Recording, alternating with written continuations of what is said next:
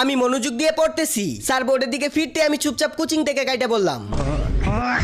এখন স্যার আমাকে ধরে এনে আদর করছে।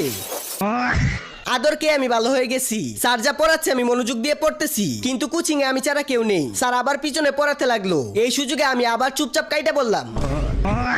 কোচিং থেকে পালিয়ে এসে দোকানে বসে মজা করে চিপস খাচ্ছি। ওমা স্যার এসে আমার কানে ধরে টানতে টানতে কোচিং এ নিয়ে আসলো। এবার শাটার লাগিয়ে ইচ্ছা মতো আপ্যায়ন করলো। স্যার বললো হোমওয়ার্ক কোথায়? আমি বললাম স্যার হোমওয়ার্কের খাতাকে আনতে চেয়েছিলাম, কিন্তু সে আসতে চায়নি। স্যার শুনে অজ্ঞান হয়ে গেল। এই সুযোগে আমি ঘুমিয়ে পড়লাম। স্যারের জ্ঞান ফিরতে আমাকে এসে বললো ক্লাসে ঘুমাচ্ছিস কেন?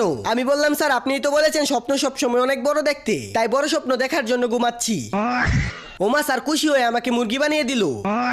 স্যার জিজ্ঞেস করলো তোর পড়াশোনায় মনোযোগ নেই কেন? আমি বললাম কিভাবে থাকবে, মন তো আপনার মেয়ে চুরি করে নিয়েছে।